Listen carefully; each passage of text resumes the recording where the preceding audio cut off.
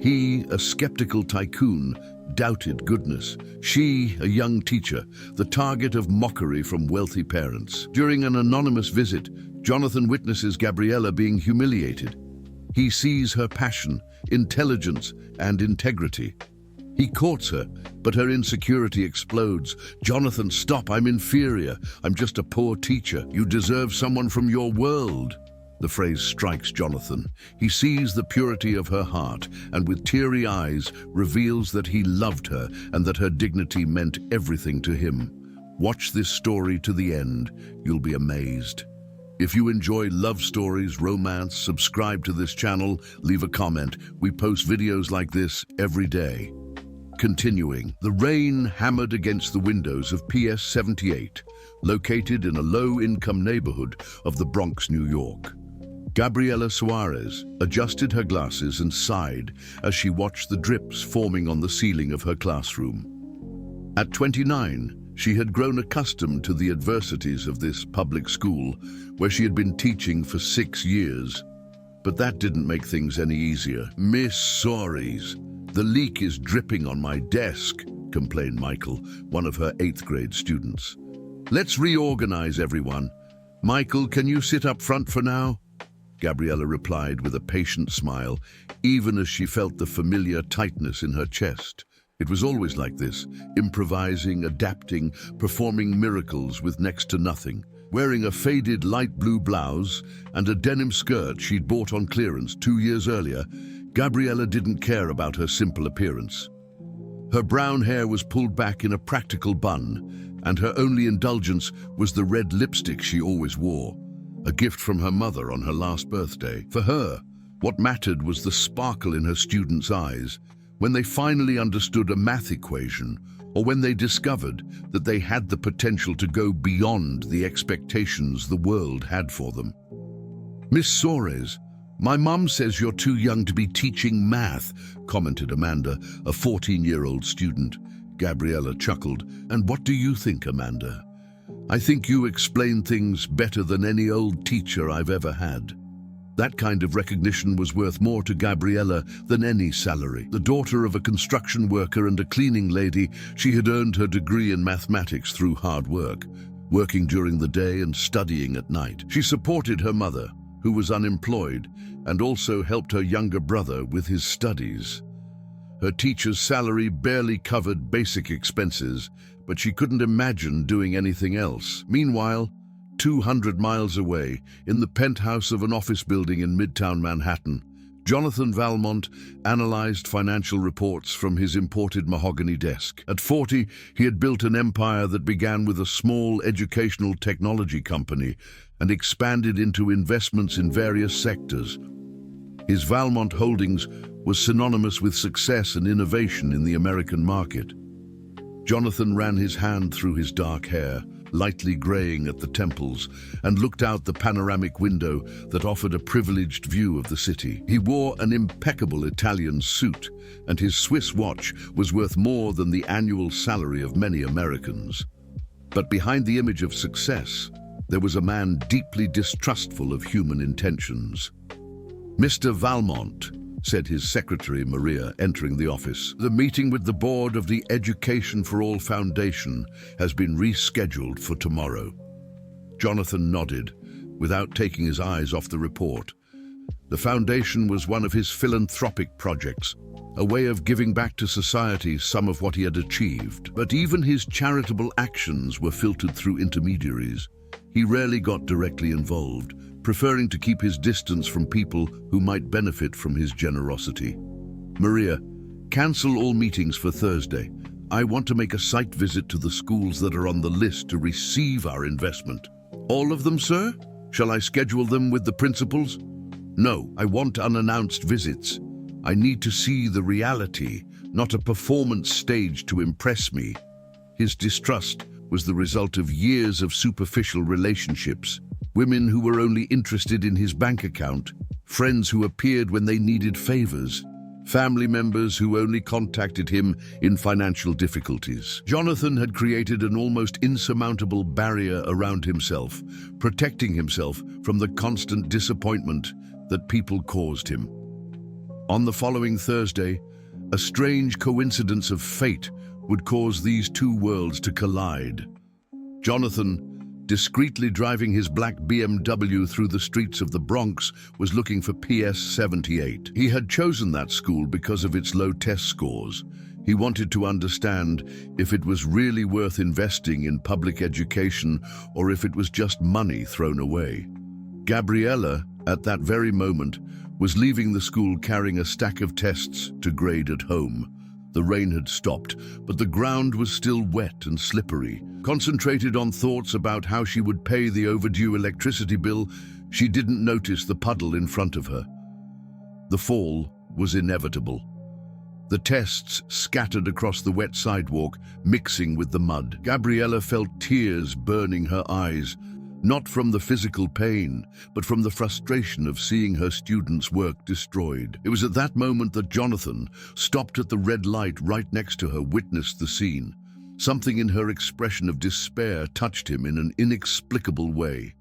Without thinking twice, he parked the car and ran to her. "Are you all right?" he asked, extending his hand to help her up. Gabriella looked up and met an elegant man with penetrating blue eyes and a genuinely concerned expression. For a moment, she forgot her shame and accepted his help. Yes, thank you. These are my students' tests," she murmured, trying to gather the wet papers. Jonathan knelt beside her, not caring about his expensive suit, and helped her collect each sheet, even the ones that were completely soaked and illegible. "You didn't have to do that," said Gabriella, watching Jonathan carefully separate the tests that could still be salvaged from those that were completely ruined. "You'll get your clothes dirty."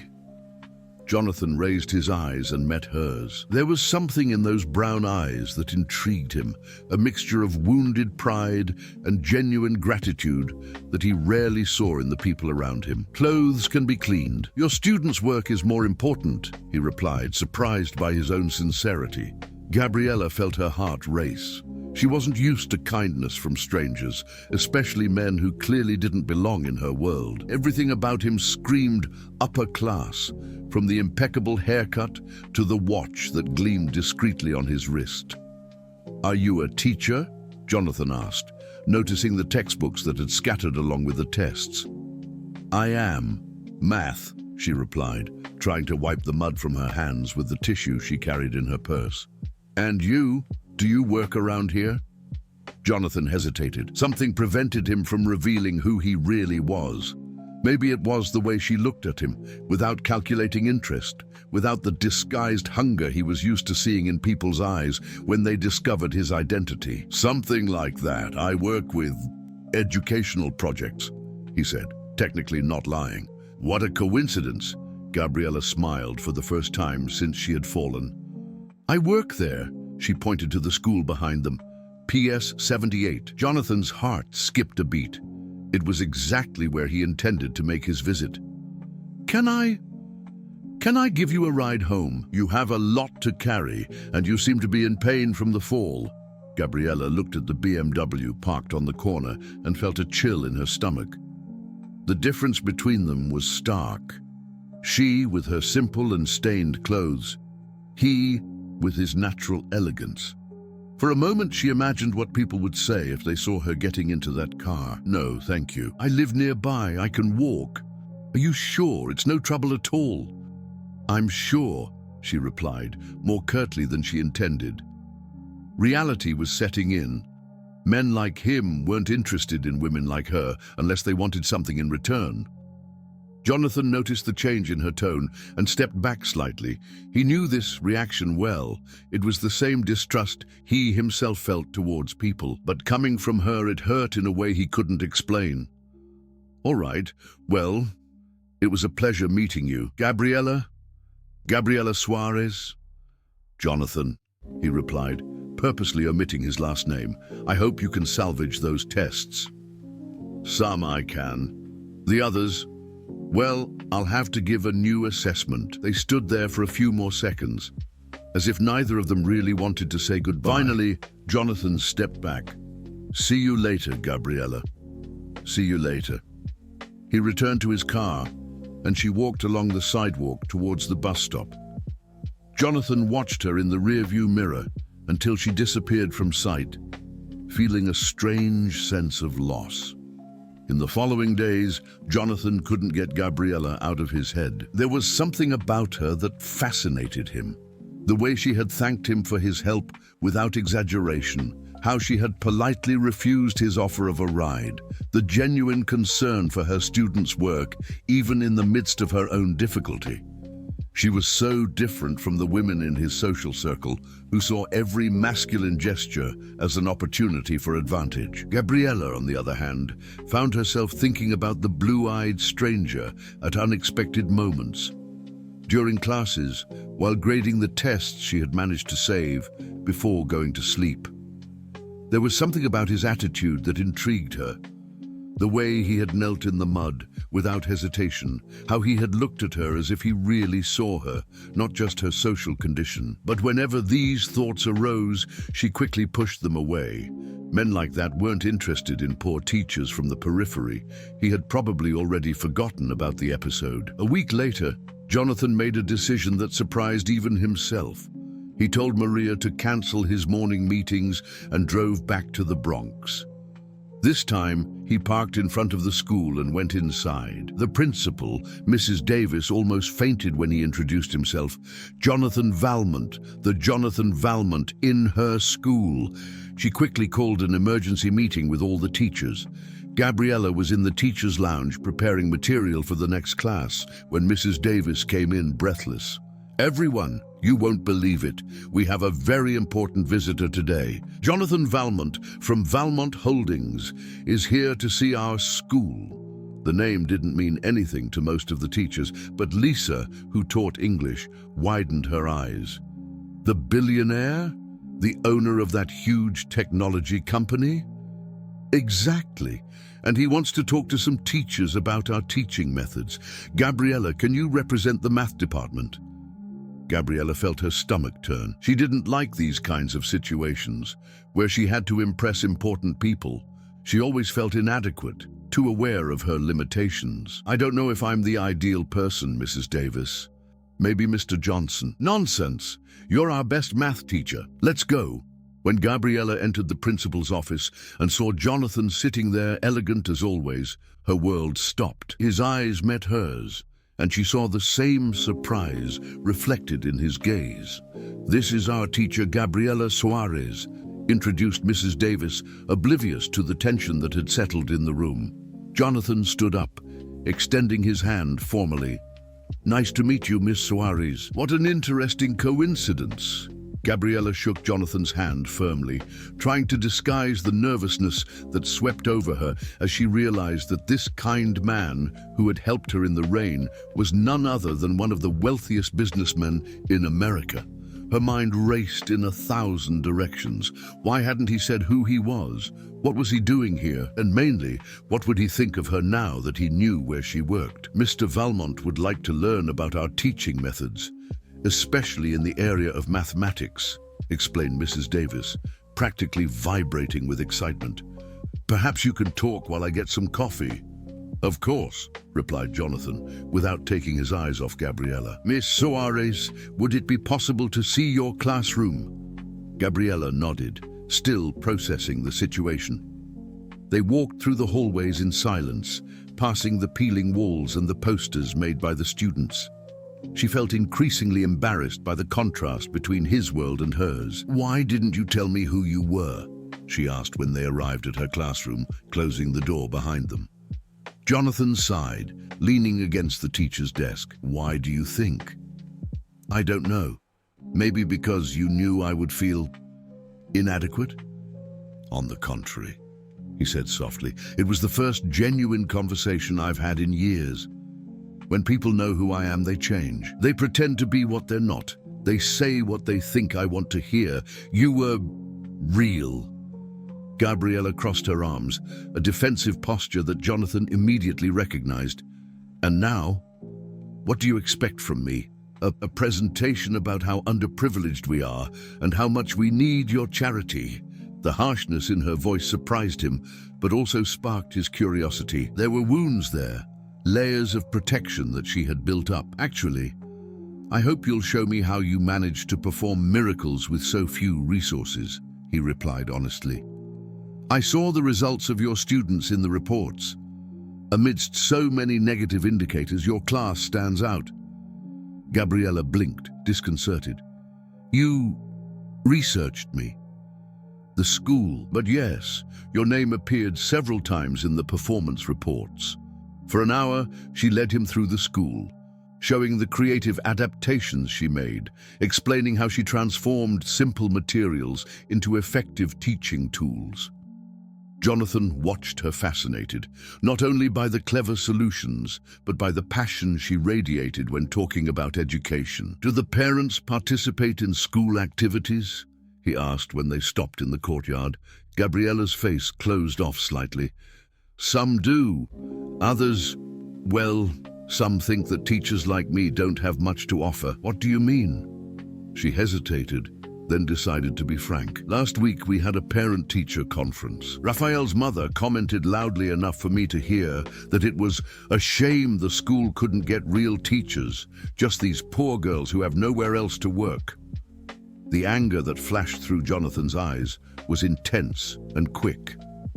And what did you do? What I always do. Swallowed my pride and continued explaining how they could help their children at home. You shouldn't have to put up with that. It's part of it, she shrugged, but Jonathan noticed the pain behind the apparent indifference. They were interrupted by the arrival of a group of parents for an impromptu meeting that Mrs. Davis had organized. Hoping to impress Jonathan, Gabriella tried to slip away discreetly, but he held her arm. Stay, I want to hear your ideas about the educational project we're developing. The meeting was a silent disaster. As Jonathan explained vaguely about possible investments in the school, Gabriella noticed the parents' looks, some curious, others clearly disapproving. When she was invited to talk about the school's needs, her words were punctuated by whispers and meaningful glances. The teacher is very young, isn't she? Commented Mrs. Johnson, a student's mother, loudly enough for everyone to hear. And very simple, added another mother, observing Gabriella's basic clothes. Jonathan felt his blood boil, but before he could intervene, Gabriella stood up with dignity.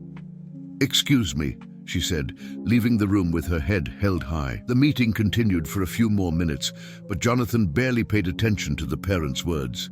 His mind was with Gabriella in the way she had maintained her composure even while being clearly disrespected. When he finally managed to get rid of the formalities, he looked for her.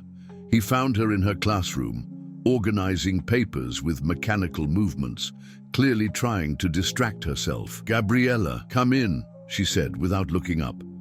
Have you finished your assessment of the school? Gabriella, look at me. She raised her eyes and he saw contained tears there. Those people don't have the right to treat you like that. Yes, they do. That's how the world works, Jonathan. People like me are meant to be stepped on by people like them. And people like you, well, people like you shouldn't even be wasting your time here. Jonathan approached, placing his hands on her desk. You have no idea who I was before building all this, do you? She looked at him confused. This information wasn't in any of the reports about the Valmont Empire that she had seen over the years. My father was a janitor at a private school in Connecticut.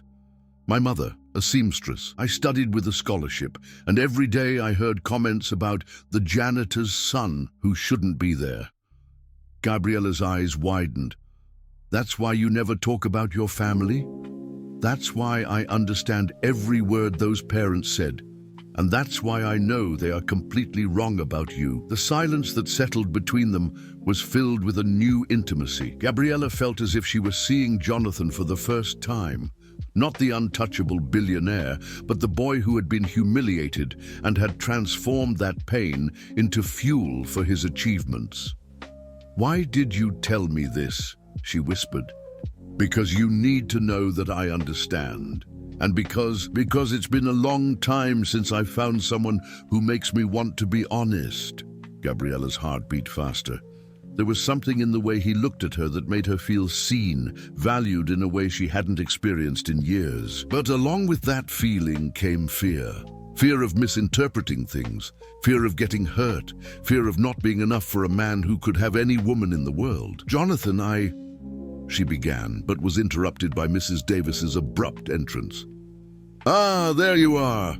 Mr. Valmont, the reporters have arrived. They found out about your visit and want to do a story about your interest in public education." The blood froze in Gabriella's veins.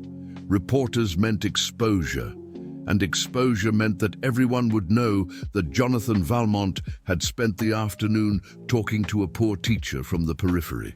The gossip and speculation would be inevitable. Jonathan noticed her discomfort immediately.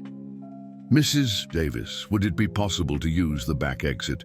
I prefer to keep this visit confidential." 2 weeks had passed since Jonathan's visit to the school, and Gabriella was trying to convince herself that she had imagined that entire connection. Men like him weren't genuinely interested in women like her. He had probably already forgotten about her existence and moved on with his billionaire life. But Jonathan hadn't forgotten.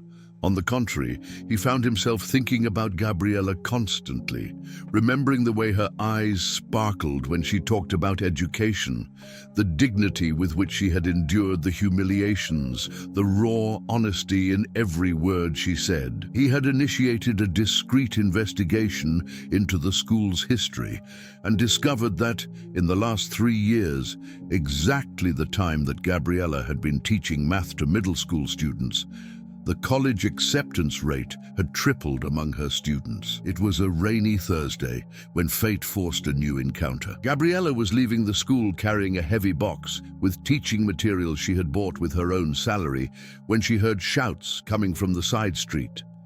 As she approached, she saw a scene that made her heart race.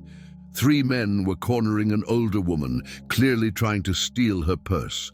Without thinking about the consequences, Gabriella dropped the box and shouted, "Hey! Leave her alone!" She started running towards the assailants, shouting to attract attention, hoping they would flee. The strategy almost worked. 2 of the men ran, but the third, nervous and clearly under the influence of drugs, pulled out a knife and advanced towards Gabriella. Jonathan, who was returning from a meeting downtown, had decided to pass by the school in the hope of running into Gabriella by chance. As he turned the corner, he saw the scene unfolding and felt his blood run cold. Without hesitating, he slammed on the accelerator, making the BMW roar loudly as he drove onto the sidewalk, stopping between Gabriella and the assailant.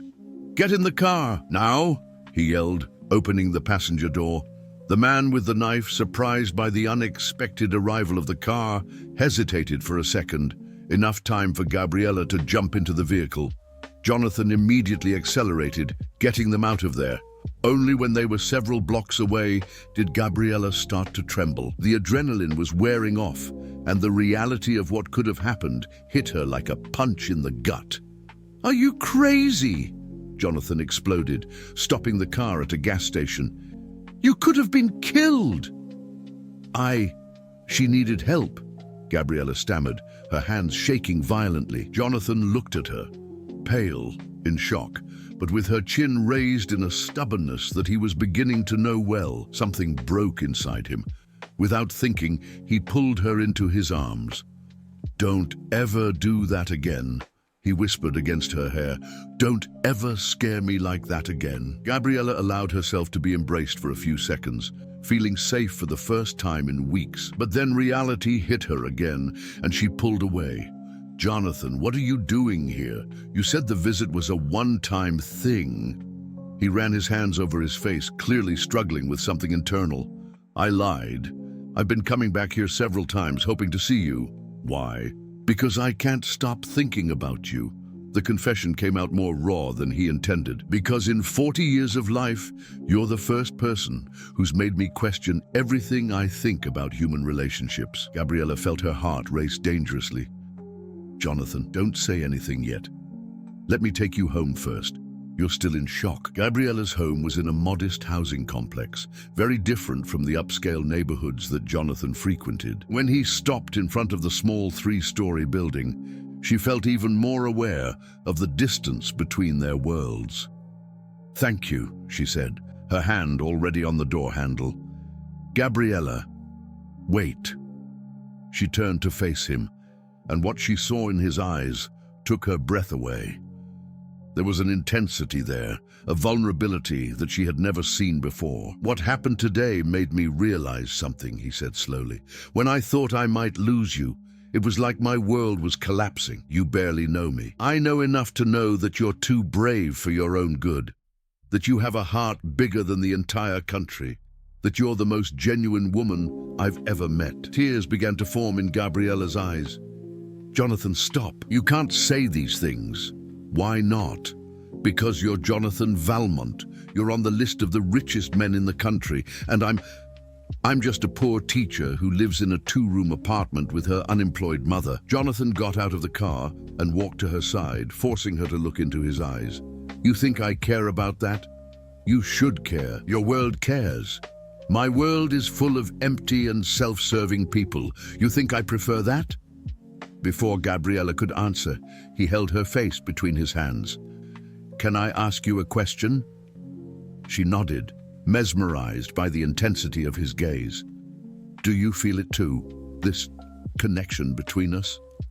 Gabriella closed her eyes, fighting against the truth that she could no longer deny. "Yes," she whispered, "but that doesn't change anything. It doesn't change the fact that we're from different worlds. It changes everything," he said, moving closer.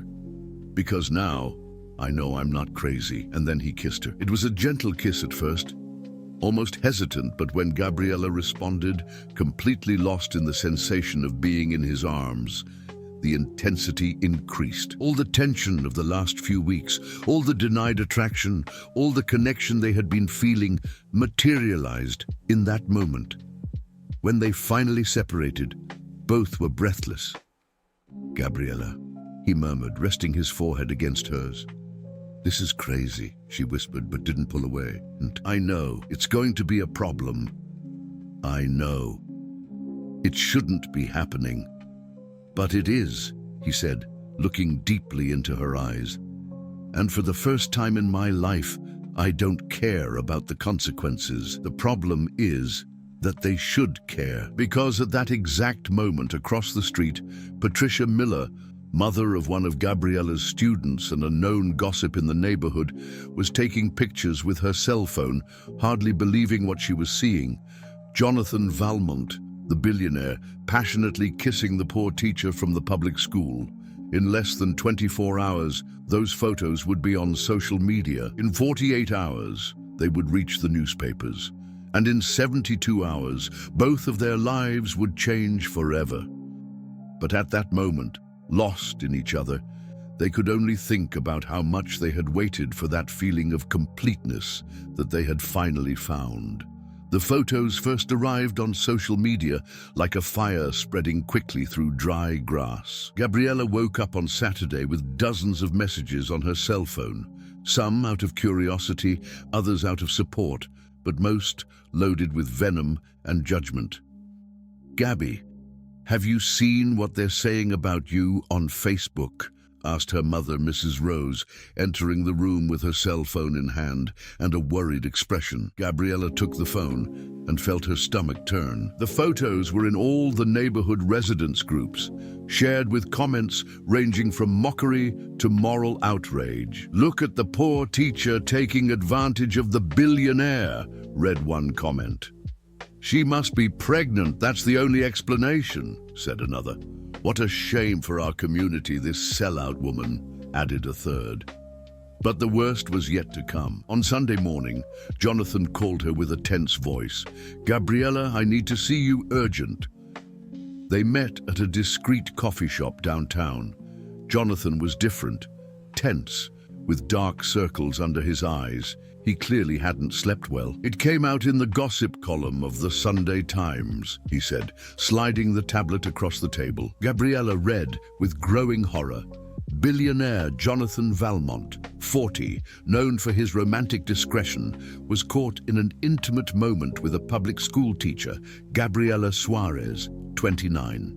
The images, which are circulating on social media, show the businessman kissing the educator in front of her residence in the Hope Village housing complex in the Bronx. Sources close to the Valmont family confirm that the relationship takes everyone by surprise, especially considering that the businessman was being considered for an arranged marriage with Helena Aguiar, heiress to the Aguiar and Associates Communications Group. The social difference between those involved has generated speculation about the teacher's true intentions. Helena Aguiar, asked Gabriella, feeling as if she had been punched in the stomach. Jonathan closed his eyes. It's complicated. Explain complicated. It's a business alliance that my family has been working on for 2 years. Our lawyers were finalizing a merger agreement between the companies, which would be sealed with a matrimonial agreement. Gabriella stared at him incredulously. An arranged marriage? This is 2025, Jonathan. You don't understand how my world works. It's not just marriages, it's empires, billions of dollars at stake. And you accepted this? I was considering it. Before I met you, I didn't see a difference. One self-serving woman or another, what difference did it make? The pain that crossed Gabriella's face was like a blade. I understand. And now, what am I? A distraction before the definitive marriage? No. Gabriella, you changed everything. That's why I'm here. That's why I cancelled all negotiations with the Aguiars on Friday. You did what? I told my lawyer to stop everything, that there would be no marriage. Before Gabriella could respond, Jonathan's cell phone rang. It was Maria, his secretary, with a frantic voice. Mr. Valmont, you need to return to the office immediately. The Aguiars are here with their lawyers and, well, the situation is complicated. Jonathan hung up and looked at Gabriella. Come with me. I can't go to your office. You saw what they're saying about me. Exactly for that reason, I'm not going to let you face this alone. But Gabriella was already getting up. Jonathan, this has to stop before it destroys your life and mine. What are you saying? I'm saying that maybe we should take a break, let things cool down. Jonathan's expression hardened. You're running away. I'm being realistic. Look at us, Jonathan. Look at the mess we've created in a week. The only mess here is the people who can't accept that two adults are interested in each other. It's not that simple, and you know it. They were interrupted by the arrival of an elegant man, approximately 50 years old, who approached the table with a calculating smile. Jonathan, what a coincidence to find you here. Ricardo, Jonathan stood up tensely. What are you doing here? Having coffee, of course, and you must be the famous teacher, said the man, extending his hand to Gabriella. Ricardo Aguiar, Helena's father. Gabriella shook his hand, immediately feeling the hostility behind the cordiality. Mr. Aguiar, you know, dear, I saw your picture in the newspapers. Very interesting, this whole situation. Ricardo, Jonathan's voice carried a clear warning. Relax, Jonathan. I just wanted to meet the person who managed to make you cancel a $2 billion deal. Gabriella paled. $2 billion? Oh, he didn't tell you. Well, our merger was practically closed. Of course, now we'll have to rethink the whole strategy, won't we, Jonathan? If you'll excuse me, said Gabriella, grabbing her purse. Gabriella, wait. Jonathan tried to hold her arm. No, I won't wait. She disentangled herself. Mr. Aguiar, it was a pleasure meeting you. She left the coffee shop almost running, leaving Jonathan behind. Ricardo smiled with satisfaction. Interesting, Jonathan. She seems fragile. It would be a shame if someone found out, for example, that she has considerable debts, or that her mother is being evicted from the apartment where they live. Jonathan turned slowly, his eyes dangerous. What did you say? Oh, I did a little investigation. Gabriela Suarez owes 3 months of rent. Her mother has been unemployed for 6 months, and they have until the end of this month to leave the apartment. It would be terrible if the press found out that she approached you just when she was in financial difficulties, don't you think? You're threatening me. I'm being practical. You have 2 options. Go back to Helena and our business continues as planned. or your little teacher becomes a national headline as the opportunist who seduced the naive billionaire. I have journalists who would love that version of the story. Jonathan felt the anger burning in his veins, but he knew that Ricardo wasn't bluffing. The Aguiars controlled half of the media in the country. You have 48 hours to decide, continued Ricardo. Helena is waiting for your call. Meanwhile, Gabriela arrived home with tears in her eyes. $2 billion. How could she compete with that? How could she ask Jonathan to choose between her and an empire? Her mother was waiting for her in the living room with a letter in her hand. Gabby, this came from the building's lawyers. We have 15 days to pay the overdue rent or they're going to evict us. Gabriela took the letter with trembling hands. $3,000. An impossible amount for her, but that Jonathan spent on a single meal. At that moment, she understood the perfect trap she had fallen into. If she asked Jonathan for help, she would prove that she was self-serving. If she didn't ask, she would lose her home. And in either case, he would lose billions because of her.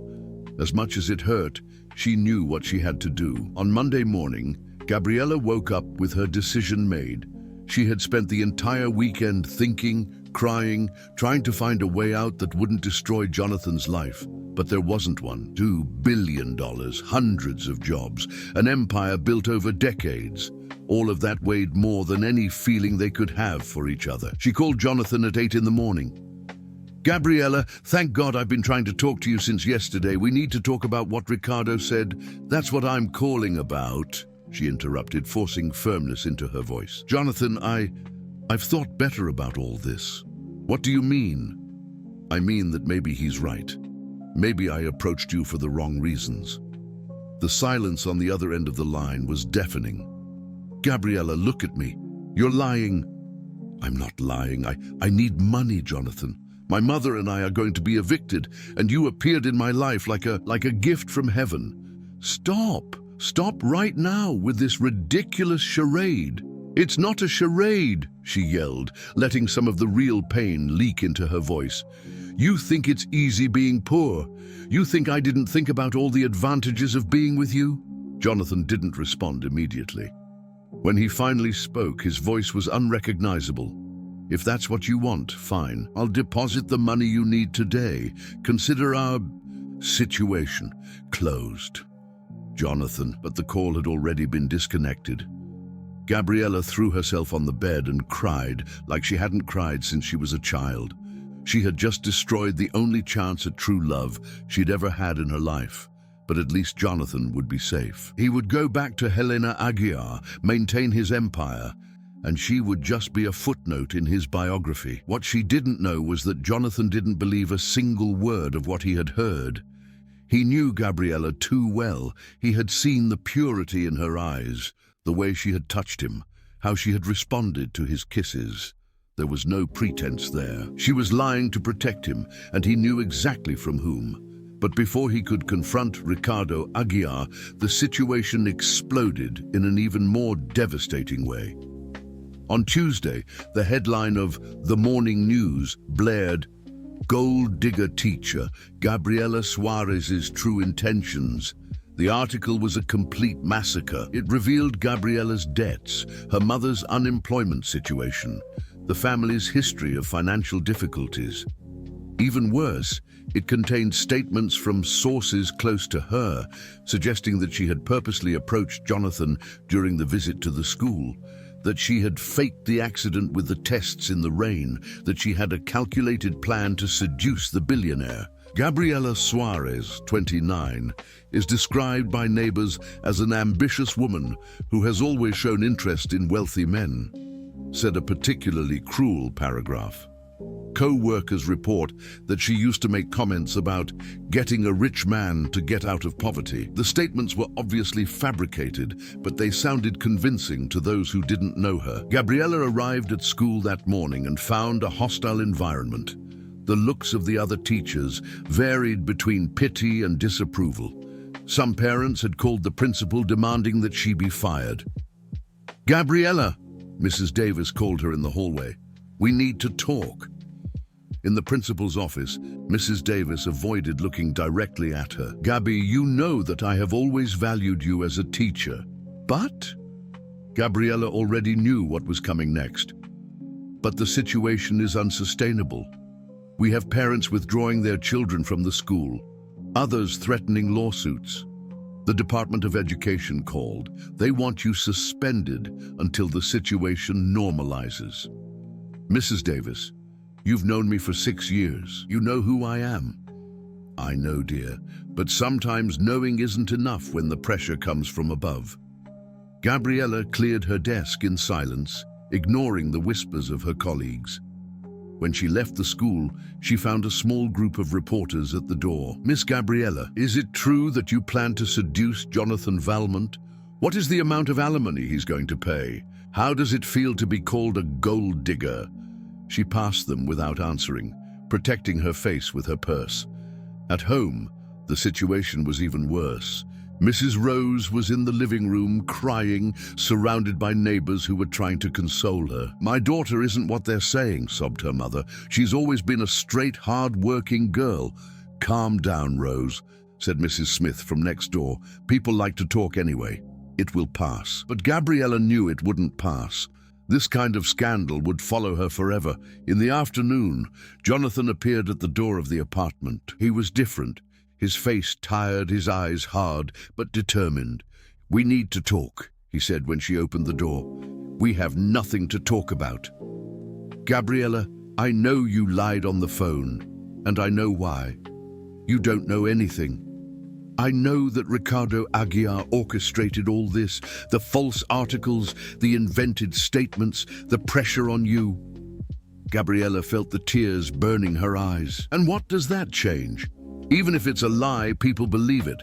My reputation is destroyed. I lost my job. And you lost $2 billion because of me. To hell with the money. You can't talk like that.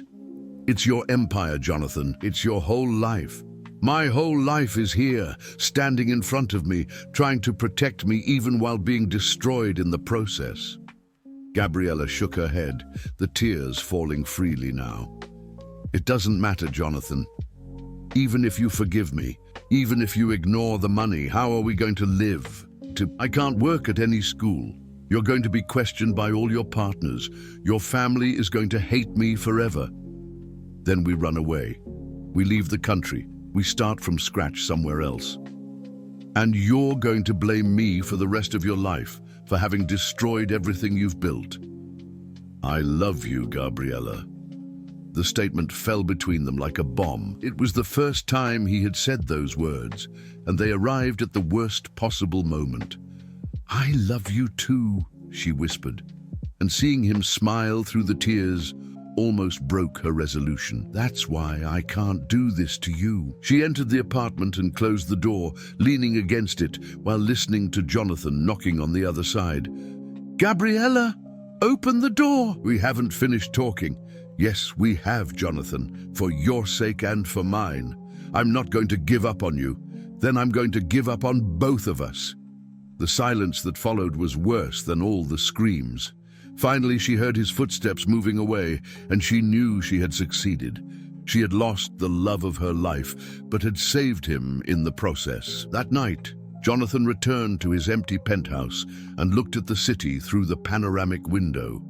Everything he had fought for over 40 years, the success, the money, the respect, seemed completely worthless without Gabriella by his side. And for the first time since he had built his empire, Jonathan Valmont wondered if he hadn't lost the only thing that really mattered. 3 weeks had passed since Gabriella had closed the door on Jonathan, and her life had turned into a constant nightmare. The articles continued to come out in the newspapers, always with new details about her supposed greed. She and her mother had been evicted and were temporarily living in her Aunt Martha's house in Queens, sharing a tiny room that barely fit a twin bed. Gabriella spent her days sending resumes to private schools, but as soon as they found out who she was, the doors closed. The financial situation was desperate. She had only managed to get a few jobs as a private tutor, which barely paid the basic expenses. But it was in one of these private lessons at the home of Mrs. Carter, a 70-year-old woman who had hired Gabriella to help her grandson with math, that everything began to change. "It's outrageous, these lies they're saying about you," commented Mrs. Carter, serving coffee in the pantry.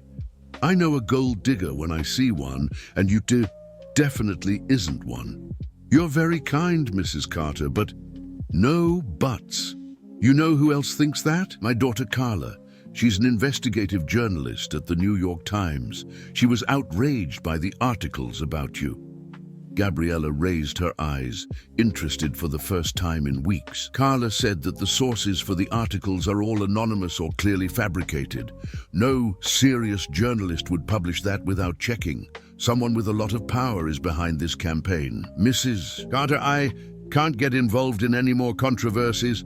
I've already lost everything." "Honey, you've already lost everything anyway. What do you have to lose fighting for your dignity?" That night, Gabriella called Carla, who agreed to meet her immediately. Carla Santos was a 45-year-old woman with graying hair and piercing eyes, specializing in investigating corporate scandals. They met at a coffee shop downtown. "Gabriella, I read your case. It's a classic media massacre, but poorly executed. Whoever orchestrated this underestimated the intelligence of the readers." "What do you mean?" "The inconsistencies are obvious. For example, this neighbor who said you always talked about getting a rich man. I went to your neighborhood. I talked to dozens of people. Everyone says that you're reserved, that you barely talk about your personal life." Gabriella felt a spark of hope. "And does that help anything?" "It helps if we can prove who's behind it." "Do you have any suspicions?" Gabriella hesitated, then told about Ricardo Aguiar, the blackmail, the $2 billion at stake. Carla whistled softly. "The Aguiars control 3 newspapers and 2 TV stations. Makes sense, but we need evidence." "How?" "Leave that to me. I have contacts in the area. Meanwhile, I need you to do one thing." "What?" "Stop hiding. Go back to living your life. Look for a job. Get out of the house. The more you behave like you're guilty, the more people will believe it." In the following days, Gabriella followed Carla's advice. She returned to the neighborhood where she used to live, went to the market, greeted acquaintances. To her surprise, many people welcomed her with affection. "Gabriella, I've missed you," said Mrs. Johnson from the bakery. "I don't believe a word of what they're saying about you. I know your character." "Miss Gabby," shouted Michael, her former student, running to hug her. "When are you coming back to teach? The new teacher doesn't explain anything right." Each demonstration of support strengthened her determination. She wasn't the villain in this story. Meanwhile, Jonathan was living his own hell. He had adamantly refused to go back to Helena Aguiar, which had resulted in the definitive cancellation of the merger. His partners were constantly pressuring him, some threatening to withdraw their investments. But what tormented him the most were the articles about Gabriella. He knew that every word was a lie, but he couldn't prove it. His lawyers said that defamation lawsuits were long and rarely effective. It was in a particularly tense meeting with the company's board that Jonathan made a decision. "Gentlemen," he said, standing up, "I want to announce that I am temporarily stepping down as president of Valmont Holdings." The uproar was immediate. "Jonathan, have you gone mad?" shouted his vice president, Fernando. "On the contrary, I'm finally thinking clearly." "Is it because of the teacher? Jonathan, she doesn't even want to talk to you anymore." "That's exactly why. As long as I'm at the head of the company, she's going to continue to be persecuted. I need to find out who's behind this." That same afternoon, Jonathan hired a private investigation firm specializing in corporate cases. If Ricardo Aguiar wanted to play dirty, he would discover that he had chosen the wrong opponent. Jonathan's investigation ran parallel to Carla's, but neither knew about the other's work. It was Carla who made the first important discovery. "Gabriella, I got something," she said on the phone, excited. "One of the sources for the articles actually exists. She's a former employee of the school where you worked, fired for cause 2 years ago." "Sandra Oliveira?" "Exactly.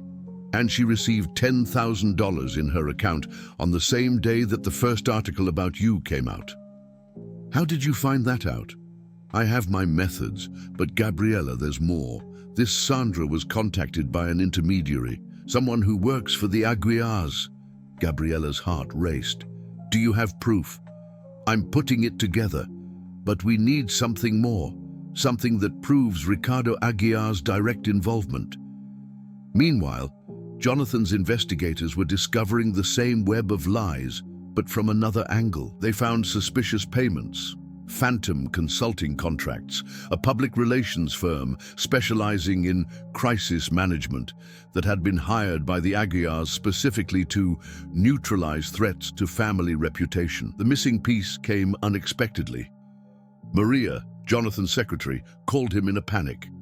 Mr. Valmont, I need to tell you something. It's about the calls that have been coming into the office. What calls? Ricardo Aguiar has been calling every day. He said he has a proposal for you, that if you go back to Helena, he can clean up the teacher's reputation in the newspapers. Jonathan felt his blood boil. He said that literally. He did. And sir, I recorded one of the conversations. Accidentally, I was testing the new automatic recording system and I forgot to turn it off. Maria, you may be my guardian angel. In that recording, Ricardo Aguiar clearly admitted to having orchestrated the campaign against Gabriella and offered to undo it in exchange for Jonathan's marriage to Helena. It was the proof they needed. Jonathan immediately called his lawyers and they began preparing not only Gabriella's defense, but a devastating counterattack against the Aguiars. But before making everything public, he needed to talk to Gabriella. He needed her to know that the fight wasn't over, that he would never give up on her. The problem was finding her. She had disappeared completely, and not even her former school colleagues knew where she was. It was then that he remembered Carla Santos, the journalist who was investigating the case. If anyone knew where Gabriella was, it would be her. The final confrontation was being set up. And for the first time in weeks, Jonathan felt that he had a real chance to win back the woman he loved and destroy those who had tried to separate them. Jonathan found Carla Santos in her newsroom, working late on a Friday. The journalist looked up from the computer when he introduced himself at the reception, and her expression of surprise quickly turned into professional interest. Mr. Valmont, what an interesting coincidence. I know you're investigating Gabriella's case. I need to talk to her. Carla studied him for a long moment. And why do you think I know where she is? Because you're the only person who believes in her innocence besides me. Sit down, said Carla, pointing to a chair. First, tell me, what do you intend to do with the information you've discovered? Jonathan frowned. How do you know I've discovered anything? Because you hired Blackstone Investigations on Monday. They're the best in New York, and I have contacts there. Jonathan smiled for the first time in weeks. So we both know that Ricardo Aguiar orchestrated everything. We know. The question is, what's your plan? Clear her name, publicly, and destroy the Aguiars in the process. Carla nodded slowly. Gabriella won't like it. She doesn't want any more scandal. She won't have a choice. As long as these lies exist, she'll never have peace. And then, after you prove that she's innocent, what happens between you two? Jonathan looked directly into the journalist's eyes. I'm going to ask her to marry me, on national television if necessary. Carla smiled. All right, she's at her aunt's house in Queens, but Jonathan, can I call you Jonathan? She's devastated. 3 weeks of being treated like a social outcast have taken their toll. Take it easy. The drive to Queens was the longest of Jonathan's life. When he finally stopped in front of the simple house where Gabriella was living, his heart was beating like a war drum. Gabriella answered the door with her eyes swollen from crying, wearing a faded t-shirt and worn jeans. When she saw Jonathan, her expression went through disbelief before hardening in pain. What are you doing here? I came to get you. Jonathan, we've already talked about this. No, we haven't talked. You lied to protect me, and I let you. But it's over, Gabriella. I have proof that Ricardo Aguiar orchestrated everything. She stared at him, confused. What proof? Jonathan entered without being invited, taking a flash drive from his pocket. Recording of Ricardo offering to clean up your name if I went back to Helena. Proof of the payments made to your supposed sources. Contracts from the public relations firm hired specifically to destroy you. Tears began to roll down Gabriella's face. Even if that's true, the damage is already done, Jonathan. No one will remember the retraction, only the accusations. They'll remember if I make sure of it. What do you mean? Tomorrow is Saturday. On Sunday, Helena Aguiar is marrying a businessman from Miami that her father arranged for her after I canceled our alliance. It will have coverage from all the networks, including the Aguiars. And what does that have to do with me? Everything, because I'm going to be there. Gabriella looked at him horrified. You're going to show up at her wedding? I am. And I'm going to tell the truth to everyone present and every camera. I'm going to show the evidence, expose Ricardo Aguiar, and then I'm going to make a statement that will go down in history. What statement? Jonathan knelt right there in the simple living room of Gabriella's aunt's house and took from his pocket a ring that she recognized immediately. It wasn't ostentatious, but elegant, with a solitary diamond that shone softly. Gabriela Suarez, will you marry me? Jonathan, get up. Have you gone crazy? Completely with love for you. I can't accept this. You're going to destroy your reputation, your company.